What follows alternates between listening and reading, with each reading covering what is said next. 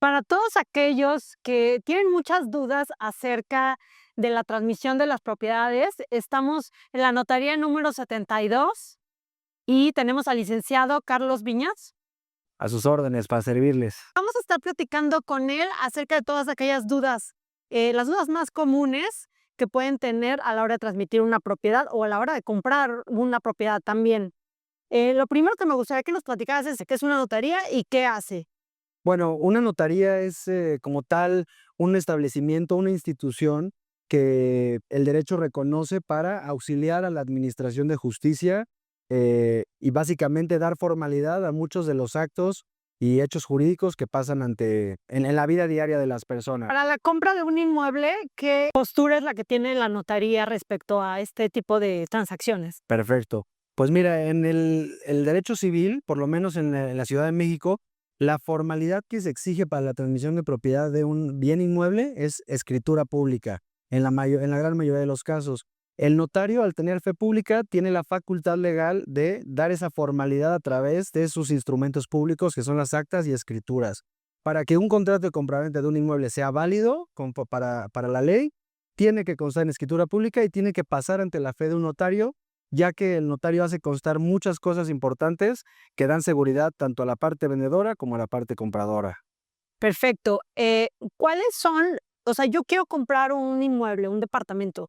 ¿Cuáles son los requisitos que yo debo de tener como comprador y cuáles son los requisitos que debe de tener si yo quiero vender la propiedad? Perfecto. Me voy primero por la parte vendedora.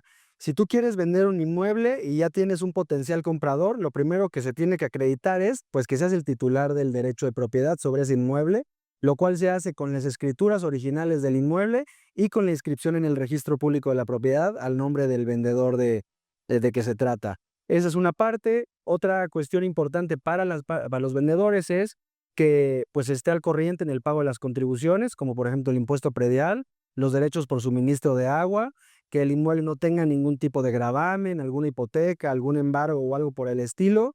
Y pues esas son las principales situaciones que se tienen que acreditar al momento de vender.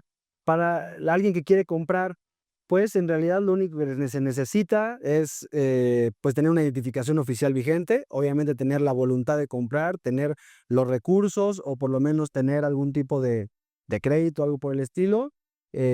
Tendría que haber otros temas secundarios, pero principalmente sería eso. Los requisitos más complejos en una compraventa son para el vendedor, que es que tiene que acreditar que es el propietario, que el inmueble está libre de cualquier carga, o gravamen y, pues, que tiene la capacidad necesaria para poder hacer la venta. En cuestión de dinero, porque creo que también a veces como que notamos que hay un valor de venta, pero creemos que ese es el valor final que tenemos. Realmente tienes que pagar un impuesto, las 2 partes pagan un impuesto, ¿nos puedes explicar qué impuesto paga cada? Claro que sí. La parte vendedora, depende si es una persona física la que vende o es una persona moral, puede causarse un impuesto que se llama impuesto sobre la renta, que es básicamente el impuesto que se causa por la utilidad que se genera entre lo que compraste y en lo que estás vendiendo. A los vendedores se les hace el cálculo y se les dice cuánto se tiene que pagar, que la notaría retiene. Ahora, también un comentario importante ahí es, en caso de que el vendedor esté enajenando lo que viene siendo su casa, habitación y no ha exentado en los últimos 3 años, podría utilizar un beneficio que otorga la ley del impuesto sobre la renta, que es exentar el ingreso por la venta de un inmueble destinado a casa habitación. El impuesto sobre la renta por enajenación que se le causa al vendedor, hay 2 opciones. Una es que se le calcule plenamente y se aplican las deducciones a las que tiene derecho, que es lo que le costó el inmueble, lo que le ha invertido a las construcciones, incluso si hay algún corretaje inmobiliario, eso podría ser deducible si se da factura y se hace el cálculo normal. También existe la posibilidad de que si el vendedor está enajenando su casa habitación, tiene cómo acreditarlo con recibo de luz, su INE, estados de cuenta bancarios, estados de cuenta de plazas comerciales o recibos telefónicos, podría exentar hasta 700,000 unidades de inversión, que son como casi 6 millones de pesos aproximadamente. Esto siempre y cuando no haya exentado en los últimos 3 años y unos requisitos secundarios que hay para sí. Y esto es sobre la diferencia, ¿no? Sobre la utilidad. Digamos que sí, hablando muy, muy simple, sí, es sobre la utilidad. Es el ingreso menos deducciones es igual a la base gravable sobre la cual se aplica la tasa. Ya. del impuesto sobre la O renta. sea, es decir, si yo compré un inmueble en 3 millones y ahora vale 4 millones, ¿sería sobre ese millón de diferencia? Más o menos, se tendría que hacer el cálculo con las deducciones, la actualización del costo y varias cosas, pero sí, el pensamiento es acertado, es sobre la utilidad que te esté generando la venta. Si yo compré muy caro y ahorita estoy rematando mi inmueble, probablemente el cálculo me arroje que no tengo que pagar ningún impuesto, Claro. porque no estoy generando ninguna utilidad. Y a la inversa, si yo compré muy barato y ahorita estoy vendiendo muy caro, pues el impuesto que tendré que pagar será más alto porque mi utilidad es mayor. Pero podría exentar esa parte. Si lo que estás vendiendo es tu casa habitación, la ley prevé la posibilidad de exentar hasta 700,000 unidades de inversión, que son 6 millones de pesos, y se puede exentar en su totalidad hasta este monto. Si el precio de la compraventa fuera más, pues se puede exentar una parte y hacer el cálculo solamente por el remanente. Si se tiene la opción de exentar con los comprobantes de domicilio que ya mencioné y no se ha hecho en los últimos 3 años y otros requisitos secundarios, siempre es una muy buena opción tomar esta alternativa. Okey, que yo quiero comprar un departamento, ¿qué cuánto tengo que pagar o qué impuesto me corresponde a mí pagar? Es muy importante esa pregunta. Para efectos de los compradores, ahora sí que hay muchos escenarios. Está el escenario en que estés comprando un inmueble que no sea habitacional, por ejemplo, un local comercial, una bodega, un terreno incluso, para lo cual se necesita hacer un avalúo y sobre el valor más alto entre el precio de venta, el valor catastral y el valor de avalúo, esa es tu base gravable para efectos del impuesto sobre adquisición de bienes inmuebles, que es el que le corresponde pagar al comprador. Eso en el caso de comprar un inmueble que no sea habitacional. Avalúo, precio de venta, valor catastral. El valor más alto va a ser tu base gravable para calcular el impuesto. ¿Por qué hago la distinción de habitacional o no habitacional? Porque en el caso de la Ciudad de México, si estás adquiriendo un inmueble de uso habitacional, existe la posibilidad, dependiendo los valores del inmueble, de que entremos al programa de jornada notarial, que son reducciones muy importantes y muy buenas a impuestos, incluso a derechos de registro público, para la adquisición precisamente de viviendas habitacionales. Para entrar a jornada notarial, el Código Fiscal de la Ciudad de México da ciertos rubros por valores y aproximadamente, hay que confirmar el dato, ahí lo pondrán en los comentarios, pero para entrar en jornada notarial, aproximadamente yo diría que si llegas a 1,700,000 pesos de valor catastral, todavía podríamos entrar en jornada notarial. Ya arriba de eso sería muy difícil que podamos entrar, pero sin duda hay que tomarlo si se puede, porque son las reducciones más importantes que tenemos en materia inmobiliaria en caso de inmuebles habitacionales. ¿Qué es la jornada notarial? La jornada notarial es un programa anual obligatorio que otorga la Ciudad de México, en el que se otorgan, como menciono, diversos beneficios y reducciones a contribuciones. Estas contribuciones es, por ejemplo, el impuesto sobre adquisición de bienes inmuebles, en lo que nos ocupa, e incluso reducciones a los derechos de registro público por inscribir estas compraventas o actos derivados de la adquisición de inmuebles habitacionales. Abundando un poco en el tema de la jornada notarial puede ser de 2 tipos. Puede ser una jornada notarial para cualquier tipo de adquisición, en el cual el talón de jornada tiene un costo, pues, no muy oneroso, aproximadamente 350 y 200 pesos tiene costo el talón, y se puede utilizar solamente una vez al año para inmuebles habitacionales y, son reducciones importantes. El otro tipo de jornada notarial es el jornada notarial para sucesiones. Es decir, cuando se está regularizando o formalizando una adquisición que se haya dado por causa de muerte de algún pariente, algún familiar, eh, o a alguien que nos haya dejado algo por herencia, también es susceptible de entrar a jornada notarial y son reducciones mucho más importantes para que, pues, haya esa regularización en el tema inmobiliario, sobre todo cuando hay herencias de por medio. Esos talones sí son un poco más caros, precisamente porque las reducciones son más importantes. Para entrar a jornada notarial, ¿es necesario que tu propiedad tenga algún monto o algún valor? ¿O qué inmueble sí puede? De entrada, yo diría, los inmuebles habitacionales únicamente. Okey. Inmuebles no habitacionales, terrenos no entran y solo habitacionales. El Código Fiscal de la Ciudad de México establece en el artículo 275 bis y 275 ter los montos sobre los cuales se puede entrar a jornada notarial. y los porcentajes de reducción que aplican a cada caso.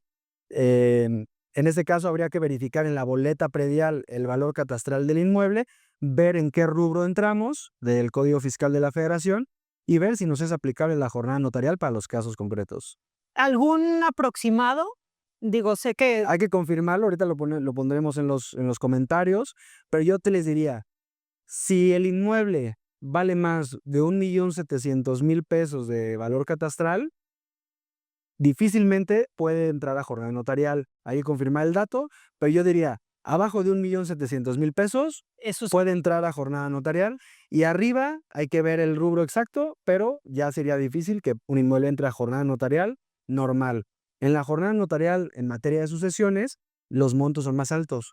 Yo te diría que hasta unos 2.400.000, 2.500.000 todavía podríamos estar entrando a jornada notarial de sucesión. del valor catastral. Del valor catastral que sale en la boleta predial del año en curso.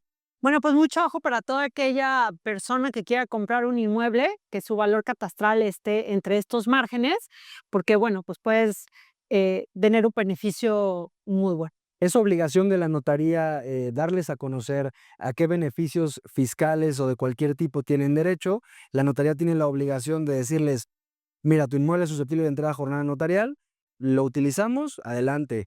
Y con toda la confianza pueden acercarse a la notaría de su preferencia para que les demos esa asesoría y puedan estar lo mejor informados y tomen las mejores decisiones de su patrimonio.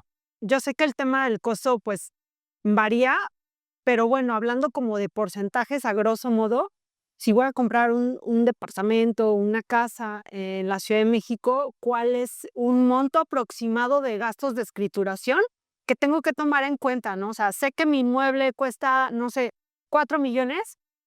¿Cuánto tendría que estar pagando aproximadamente, números, Sí. a grosso modo, para tenerlo considerado dentro del presupuesto? La verdad es que es difícil dar como tal un porcentaje, pero lo que te puedo decir es, dependiendo del rubro, cómo se va cotizando. Del impuesto sobre adquisición de inmuebles ya hablamos un poco, se calcula conforme a una tarifa que está en el Código Fiscal, dependiendo del valor del inmueble, si es jornada notarial o no, y se calcula ese impuesto. También están los derechos de registro público, que también tiene que ver el tema de la jornada notarial, y igual están establecidos en el registro público, pero la cuota máxima de derechos de registro público, ahorita, si no mal recuerdo, es de unos 25.000 pesos, la cuota máxima que podrías pagar de derechos de registro público. Las erogaciones que pudieran generarse, que es decir, el costo de los documentos que la notaría solicita, como el certificado de libertad de gravámenes, las constancias de no adeudo de predial y de agua, el certificado de zonificación, se incluyen dentro de las erogaciones. Otros costos, digamos, podría ser el costo del avalúo fiscal que se ocupara para el inmueble, que dependerá del valor ahora sí que de la propiedad. Y por último, pues los honorarios de la notaría que están fijados conforme a un arancel que publica el gobierno y pues básicamente es dependiendo del valor de la operación, entramos a una tabla y hacemos la cotización. Si tuviera que aventarme a dar un porcentaje, un número determinado, yo diría que es entre el 6 y el 7% del costo de la operación a reserva de todo lo que hemos comentado. Si vas a comprar un inmueble de 5 millones, ¿no? Un 7% son 350,000 pesos. O sea, tendrías que tener 5,350,000 pesos para poder hacer la compra del inmueble. Así es, los gastos notariales es una parte importante, hay que considerarlo para efectos del pago final. Y también es importante mencionar que obviamente no es algo certero, algo acertado al 100%, pero para que se den una idea a los que están viendo este video, además de que en muchos casos los gastos que hacen los compradores, por ejemplo, el impuesto sobre adquisición de inmuebles, los derechos de registro público o los honorarios que le están pagando a la notaría, cuando ellos se volteen y vayan a vender, también son deducibles para efectos del impuesto sobre la renta del que ya hablamos. Entonces, pues al final son gastos que pues circulan de cierta manera. Lo más importante es que siempre pidan su CFDI. El comprador que adquiere un inmueble básicamente es igual de importante que la escritura, es el CFDI, el comprobante fiscal digital por internet que acredite lo que está pagando por el inmueble para que cuando vaya a vender y se haga el cálculo de impuesto sobre la renta, se pueda deducir el costo comprobado de adquisición, que es lo que le costó el inmueble con la factura del inmueble, que ya dependerá si lo expide la notaría o lo expide el vendedor en caso de ser persona moral, pero siempre es importante que el que compre un inmueble tenga la factura o el CFDI de la compra que hizo. Hay una pregunta muy frecuente que es, oye, quiero comprar una propiedad con crédito bancario, pero hay una propiedad que me gustó, pero también viene de un crédito bancario. ¿Puedo comprarla o cómo funciona? Porque hay mucha gente que piensa que se tiene que liquidar el crédito inicial para que ellos puedan comprar esa propiedad. ¿Cómo? Hay muchos esquemas bancarios de sustitución de crédito, de que cambia de un banco a otro por una mejor tasa. No me voy a meter ahí por el momento. Yo creo que el caso al que te refieres es que yo soy el vendedor, tengo un crédito vigente y quiero venderle a una persona que va a comprar con recursos propios o con crédito. El proceso es el siguiente. Para que una persona que tiene un crédito vigente y que lo sigue pagando pueda vender, lo que normalmente pasa en la mayoría de los casos es la institución, para poder liberar la hipoteca, pide que esté pagada la totalidad del crédito. Obviamente, pues al no tener la cantidad, sino por el dinero que va a recibir de la venta, es susceptible solicitar a las instituciones bancarias cartas saldo, cartas de instrucción condicionadas a pago, en el que se le dice al vendedor: yo te voy a firmar la cancelación de tu hipoteca y va a estar libre el inmueble si para esta fecha me liquidas esta cantidad. Es posible que el comprador, como parte del precio, liquide esa cantidad que deben de la hipoteca y posteriormente el banco estaría obligado a liberar el gravamen de ese inmueble. Así, pues se transmite libre de gravamen, sin limitación de dominio en ningún sentido. El comprador paga ese adeudo y como parte del precio, y ahora lo adquiere, lo compra. Ok, entonces si quiero comprar a través de crédito bancario una propiedad, puedo hacerlo a una persona que también tenga alguna deuda. Sí, es posible hacerlo también, y será cuestión nada más de hacer el proceso financiero correspondiente para decirle al banco acreditante, en este caso: oye, una parte de los recursos que me estás prestando van a ser para el vendedor y otra parte van a ser para el acreedor al que el vendedor todavía le debe dinero. Se hace la dispersión a las distintas personas, tanto al vendedor como a los acreedores, se libera la hipoteca y es posible hacer una nueva hipoteca para el comprador con la institución de su preferencia. ¿Cuánto tiempo tarda la notaría en llevar a cabo todo este proceso para que yo pueda comprar mi casa? En una compraventa o en una transmisión normal de propiedad, digamos que no hay ningún tipo de complejidad. Yo diría, si hoy yo tengo los documentos completos, título de propiedad, boleta de predial y agua, identificaciones de las partes, ahora sí que el anticipo de los gastos notariales y todo, yo diría que en unas 2 semanas, máximo 3, ya deberíamos estar listos para poder escriturar.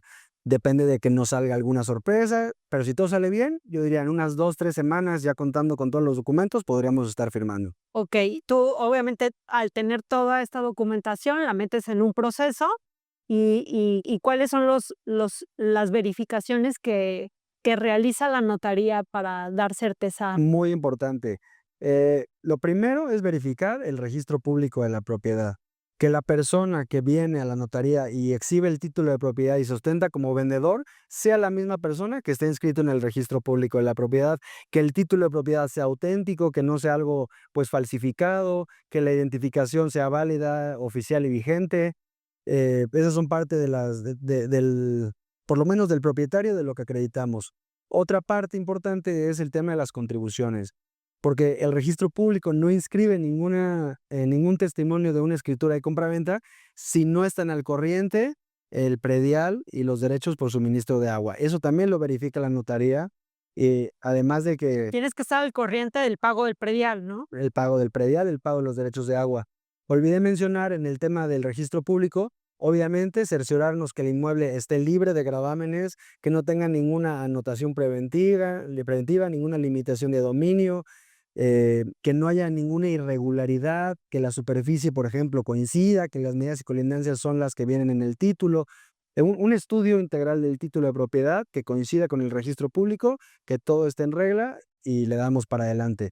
El tema de las contribuciones, el tema de la zonificación, que el uso que se le está dando, que se le va a dar al inmueble sea el permitido de conformidad con los programas de área urbanizable de la Ley de Asentamientos Humanos y la Ley de Desarrollo Urbano. también nos cercioramos de pues la capacidad incluso de la parte vendedora y la parte compradora, porque pues si una persona no sabe lo que está haciendo y viene a vender un inmueble, pero en realidad pues tiene una percepción distinta de la realidad, el notario tiene la facultad de decirle, oye, yo creo, tengo la consideración de que no tienes la capacidad de entender lo que estás haciendo, entonces para no meternos en problemas a ti, al comprador y pues evitar un posible litigio, el notario interpreta y percibe la capacidad de los comparecientes, además de asegurarse de su identidad. Eso son partes de los protocolos que seguimos y pues básicamente son esos. ¿Qué sería una anotación preventiva en una propiedad? Vamos a pensar el caso en el que una persona va a una notaría de la Ciudad de México y dice, oye, quiero venderle este inmueble a Pepito. El notario está obligado a solicitar un certificado de gravámenes y anotar en el registro público un aviso preventivo de que ahí se va a llevar una compraventa. Para que, por ejemplo, si llega ese mismo vendedor a otra notaría y dice, oye, ahora le quiero vender a fulanito, yo voy a pedir un certificado y en el registro me va a aparecer una anotación, un aviso preventivo de que, oye, ahorita está pendiente de trámite una compraventa en la otra notaría donde le van a vender a otra persona. Ok. Lo que me limitaría a mí como notaría en poder continuar con el proceso, ya que hay una prelación para otra persona. Eso podría ser un problema. Si yo tengo un certificado de gravámenes y me dice que hay un aviso preventivo vigente en favor de otra persona en otra notaría, yo le tendría que decir al vendedor y al comprador, oigan, no se puede celebrar la compraventa hasta que este aviso o caduque o se cancele o básicamente no se podría hacer la compraventa por seguridad de las partes. Eso es para evitar que un vendedor esté vendiendo la propiedad Exactamente, que alguien venda más de una vez. Si lo estás haciendo en una notaría, ya te comprometiste con una persona, que no puedas ir a otra notaría y venderle a otra persona. Por lo menos la notaría en la segunda venta se va a enterar que ya empezaste el trámite en otra notaría y tendríamos que esperar a que termine el plazo de 60 días naturales que tiene de vigencia el aviso preventivo para que se pueda entonces vender o que desde antes se cancele. Pero no se podría hacer una compraventa en la que esté un aviso preventivo vigente en favor de una persona distinta del que hoy es mi cliente y está comprando. Okey. ¿Alguna recomendación que puedas darnos, por ejemplo, todo este tema de herencias? O sea, quiero comprar una propiedad y quiero dejársela a mis hijos, ¿hay alguna manera en la que les pueda facilitar el camino y también, de paso, checar algún tema de impuestos? Por supuesto. Mira, la primera recomendación en el tema de sucesiones, sobre todo las personas que adquieren inmuebles, es otorguen testamento. Otorguen testamento, acérquense a la notaría de su confianza y pues sean muy claros con lo que quieren. Decir, quiero que este inmueble sea para este hijo, pero que todo lo demás sea para mis 3 hijos. Ahí mismo les explicarán acerca de los legados, de la herencia, del albaceazgo, lo que implica. Y ese es el principal comentario y la principal recomendación, que la gente otorgue testamento y sea muy clara con lo que quiere y con lo que tiene, sobre todo pensando a futuro, de los inmuebles que no solamente tiene, sino los que va a poder adquirir durante el transcurso de su vida. Eso es lo primero. El siguiente pensamiento que me viene a la mente es el tema de, muchas veces me preguntan, oye, ¿qué me conviene? ¿Donarle a mi hijo o dejárselo a través de testamento? La verdad es que no es una decisión de qué convenga más, sino qué es lo que quieres que suceda en la realidad. ¿Quieres darle poder jurídico desde ahorita a tu hijo para que pueda usar, disfrutar, disponer del inmueble? Dónaselo ahorita. No, ¿tú quieres tener la titularidad del bien hasta que fallezcas? Pues déjaselo a través de sucesión. Hay otra alternativa que también es muy popular, que es la donación de la nuda propiedad con reserva de usufructo. ¿Esto a qué nos da derecho? Voy a empezar con este comentario. La propiedad tiene 3 facultades principales, que es usar el inmueble, usar el bien, disfrutarlo, recibir los frutos que produzca el bien, como la renta, por ejemplo, y disponer de él, poder venderlo, poder enajenarlo. Lo que hace una persona que es propietaria en este sentido es, yo quiero donarle a mi hijo una parte de estas 3 facultades, solamente quiero donarle la nuda propiedad, que es una propiedad desnuda, incompleta.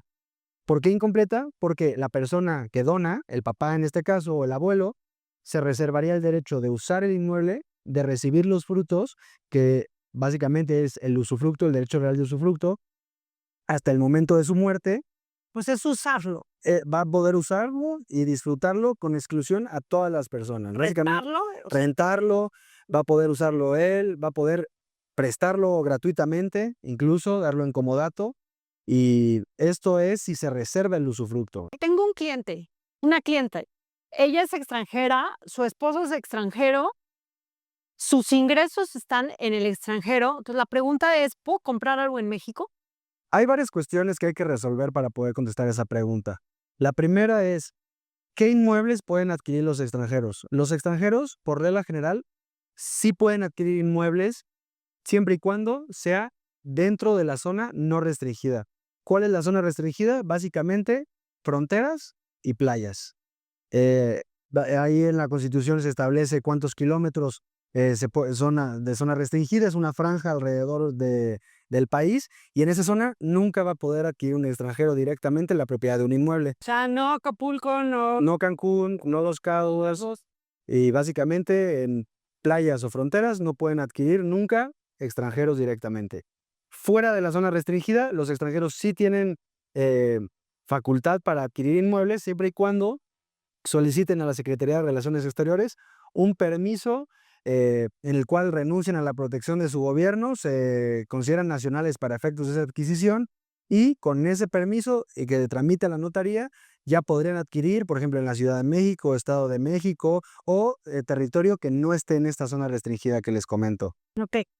¿Tiene mayor implicación a nivel de impuesto el que mi ingreso no esté en México, sino esté en el extranjero? Como tal, no tiene impacto en el tema tributario. Si tú estás comprando un inmueble y yo tengo, por ejemplo, en España tengo mis euros y voy a hacer la transferencia a México y le va a caer pesos al tipo de cambio que se establezca ese día, pues no hay una mayor carga tributaria. Lo que hay que tener en cuenta es, pues, el tipo de cambio sobre el cual se vaya a hacer la operación. Y a la hora de la venta, ¿genera algún impuesto adicional el que mis ingresos o que yo no tribute en México? Sí, sí es diferente. Si una persona que no es residente fiscal en México, aquí no importa tanto la nacionalidad, importa la residencia fiscal. Si una persona que no es residente fiscal en México va a vender un inmueble en México, sí hay reglas diferentes para efectos de determinar el impuesto sobre la renta por enajenación. La primera diferencia es, como no eres residente fiscal en México, naturalmente no podrías exentar de casa habitación, porque pues no hace sentido. ¿Cómo vas a ser no residente y tu casa habitación querer exentar, ¿no? Esa es la primera diferencia. La segunda diferencia es que tributas conforme a un título distinto de la ley del impuesto sobre la renta. Ya no tributas conforme al título cuarto de personas físicas residentes en México, sino que tributas conforme al título quinto de residentes en el extranjero que obtienen una fuente de riqueza en territorio nacional. Y la diferencia principal es que el extranjero va a poder elegir entre dos opciones. La primera es el 25% directo, sin deducción alguna, sobre el ingreso. Es decir, si estoy vendiendo en 1,000,000, que me cobren 250,000 pesos de impuestos y se acabó, o que le apliquen una tasa del 35%, pero aplicar las deducciones a las que tenga derecho, que es lo que le costó el inmueble, las mejoras que haya hecho, el corretaje inmobiliario, etcétera. Entonces sí, es diferente el caso fiscal al caso de que un residente en el extranjero para efectos fiscales quiera vender, a que si quiere vender una persona residente en México para efectos fiscales. Repito, lo que importa aquí es la residencia fiscal, no la nacionalidad para efectos de la venta. Si tus recursos están en un banco en el extranjero, ¿puedo pagar para comprar una propiedad? Aquí es importante aclarar varias cosas también. En México, las obligaciones en dinero solamente se pueden pagar en moneda nacional, en peso. Es decir, a alguien a la que le debas dinero en México, nunca te va a poder rechazar que le pagues en pesos. No te va a poder decir, dame dólares, dame euros. ¿No puedes, en tu contrato puedes ponerlo, lo tienes que poner en pesos? No lo tienes que poner en pesos, puedes acordar un precio en dólares. Sin embargo, es importante considerar que para efectos del pago, la regla general es que lo tienes que hacer en moneda nacional. Sí puede existir el caso en el que digas, oye, a mí dame una transferencia en dólares y que me lleguen dólares a mi cuenta en dólares. Sí es posible, solamente que pues tendría que estar de acuerdo ambas partes, y y que no haya tema en ese sentido. Obviamente, si son de bancos extranjeros a bancos extranjeros, pues si los comprobantes están en un idioma distinto, tendrían que ser traducidos por perito autorizado, tendría que cuadrar los montos, etcétera. Pero si mi dinero está en España, lo tengo en euros y voy a hacer una transferencia a un banco mexicano y se va a convertir a pesos, eso es perfectamente viable, solamente tener en cuenta el tipo de cambio al cual se va a hacer. Claro. ¿Qué tipo de cambio es el que se establece? Como lo he visto, es el banco tiene su tipo de cambios y lo dices, oye, haz una transferencia de 50,000 euros a esta cuenta en México, te dice, bueno, el tipo de cambio es este. Es la conversión directa La entre conversión directa que te da el banco, banco. básicamente. Para efectos de la escritura, se puede pactar una conversión, un tipo de cambio convencional, pero es importante que se ajuste al del banco. Es decir, oye, si estamos pactando un tipo de cambio convencional X y el banco me da un tipo convencional, un tipo de cambio diferente, pues cuadrar que te vaya a llegar el dinero que esperas recibir, no que por el tipo de cambio del banco te llegue menos o te llegue más, a cualquiera de las dos partes le puede perjudicar. Platícanos acerca de qué se tiene que firmar o qué recomiendas antes de la escrituración. Para mayor certeza, yo lo que recomiendo es, en lo que está el proceso en la notaría, se llegó a un acuerdo entre el precio, el inmueble y hay voluntad de comprar, pero todavía no está lista la escritura. Lo que yo les recomiendo a los clientes es que firmen un contrato de promesa de compraventa, en el que se estipule en qué tiempo se tiene que firmar la escritura de compraventa, cuál va a ser el precio que se va a pagar, cómo se va a pagar, el tema de la entrega de la posesión, el tema de los bienes muebles que estén dentro del inmueble y pactar cosas del contrato definitivo que se va a celebrar con posterioridad. Aquí lo importante es que el contrato de promesa sí sea de promesa. Hay muchas veces en que llegan ya con contratos hechos y son una mezcla entre contrato privado de compraventa y contrato de promesa. Esto es sumamente peligroso. Yo lo que les recomiendo es que revisen bien su contrato de promesa, que no tenga cláusulas que hagan parecer que sea un contrato de compraventa. Por ejemplo, que no se esté pagando un anticipo, que no se esté pagando, que no se esté entregando la posesión del inmueble en ese momento. Sí se pueden hacer. En lugar de un anticipo, tendría que ser un depósito en garantía. Exactamente, no es un anticipo del precio de la compraventa, porque ¿qué pasa si yo te doy un anticipo? Eso quiere decir que ya Pues ya hay compraventa, exactamente. Entonces, se tiene que estipular muy claramente que lo que va a dar el comprador al vendedor en ese momento no es un anticipo, sino un depósito en garantía para el cumplimiento de la promesa. Irán al anticipo básicamente todas las cargas fiscales y todos los efectos jurídicos de la compraventa están en ese momento. Les voy a poner el ejemplo en el que Samantha me quiere vender su inmueble, pero todavía no estamos listos. Si yo lo que hago es darle un anticipo y así queda documentado, si mañana hay un temblor y se cae el departamento, el que sufre la pérdida soy yo, porque yo ya soy propietario, porque yo ya te pagué un anticipo, Claro. entonces ya se me transmitió la propiedad. Caso distinto a que si yo te doy en depósito en garantía este dinero, el inmueble sigue siendo tuyo, si mañana se cae el edificio, pues la pérdida la sufres tú, no la sufro yo, porque tú vas a seguir siendo propietaria, porque no ha habido contrato de compraventa. Se puede poner penas convencionales, después cuando se haga el contrato definitivo, ese depósito en garantía se puede convertir en precio hasta ese momento. Esa es otra recomendación. Penalizaciones, las penalizaciones más o menos cuánto es el. La verdad es que es muy ambiguo, pueden haber desde 10% hasta 50%. ¿Qué otra recomendación tienes? Firmar un contrato, promesa de compraventa, eh, dar este depósito en garantía. Verifiquen que el inmueble, pues el vendedor tenga la posesión. La notaría muchas veces, o yo diría en la mayoría de los casos, no verifique esa situación, sino que el vendedor lo declara. Vayan a visitar el inmueble, vean que el vendedor tiene las llaves, vean ahora sí que sí sea el propietario, no que esté otra persona ahí o ese tipo de cosas, ¿no? Otra recomendación que les doy es pónganse bien de acuerdo con el vendedor de qué se queda, qué se va, de que si no sé, las persianas nuevas, ciertas cosas que se tienen que poner de acuerdo qué se queda, qué se va. Otra recomendación, O sea, muebles, cosas empotradas. exactamente, cosas que pueden ser de discusión. Si hay algún tipo, no sé, algún baño japonés que haya comprado el vendedor y se lo quiera llevar, pues ahí ponerse de acuerdo quién Sí, ¿Quién se lo queda, no? sí, pero pone otro. Exactamente. A ver, Conocer, pues, cuotas del condominio en el que claro, exista. ¿cuánto vas a pagar? Porque muchas veces piensas, bueno, pues es el valor del inmueble, pero ¿cuánto vas a pagar de mantenimiento de ese lugar?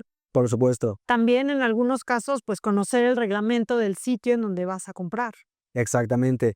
En otros temas más secundarios, pues, verificar el tema del gas, es natural, es estacionario. Si es estacionario, verificar que esté en buen estado, pues, el tanque de gas. Y básicamente esas son las recomendaciones que le puedo dar a alguien que, se está por primera vez acercándose a comprar un inmueble. Acérquense a la notaría de su confianza.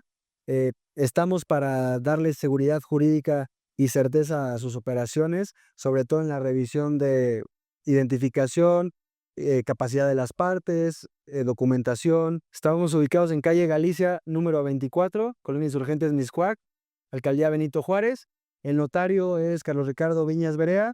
Mi nombre, homónimo, Carlos Ricardo Viñas Caballero, para servirles. Ok, bueno, pues aquí vamos a dejar los datos, los teléfonos, la dirección también de la notaría y bueno, acérquense para cualquier tema inmobiliario y además para algunos otros asuntos. Con mucho gusto, los esperamos.